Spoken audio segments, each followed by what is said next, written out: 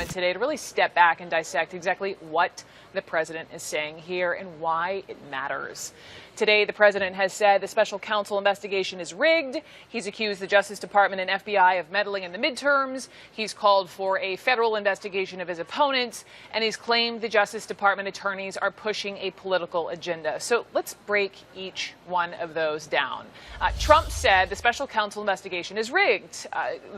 Quoting him, the 13 angry Democrats plus people who worked 8 years for Obama working on the rigged Russia witch hunt. The rigged Russia witch hunt has resulted in guilty pleas and charges brought against all of these people on your screen.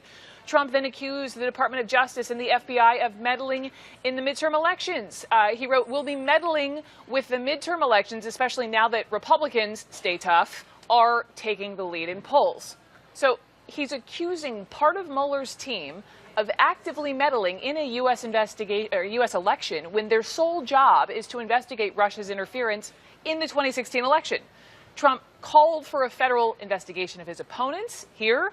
Why aren't the 13 angry and heavily conflicted Democrats investigating the totally crooked campaign of totally crooked Hillary Clinton? Newsflash, the election was 447 days ago. The sitting U.S. president is still harping on an election and calling for an investigation into his former opponent. This should not be normalized. And all of this, these tweets, these attacks, it's all political. Remember what Rudy Giuliani told Dana Bash this weekend. It is all about dragging Mueller through the mud in the court of public opinion. We're defending, to a large extent, remember, Dana, we're defending here, it is for public opinion, because eventually the decision here is going to be impeach, not impeach. Members of Congress, Democrat and Republican, are going to be informed a lot by their constituents. So our jury is as it should be, is the American people.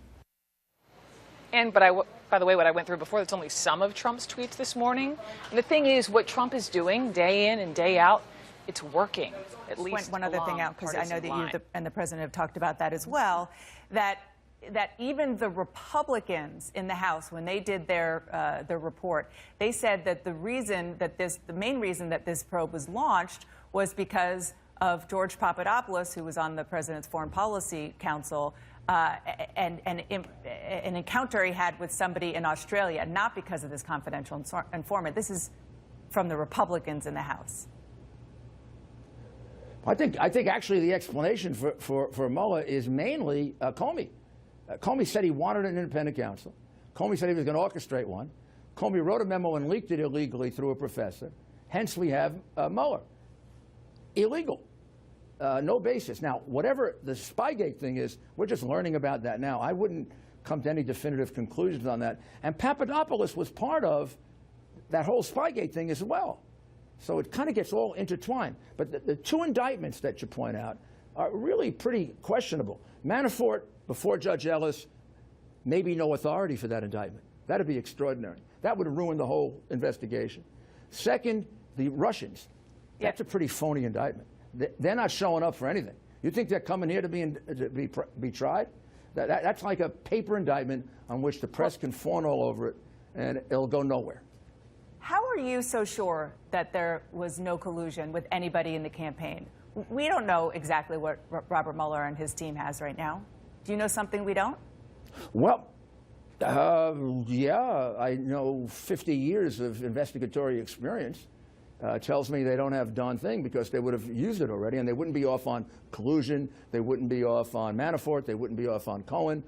You got a good case, man, you go right to it. Against the President of the United States, you got something and you don't start charging it? Come on. Well, maybe not necessarily against the president himself, but people in his orbit.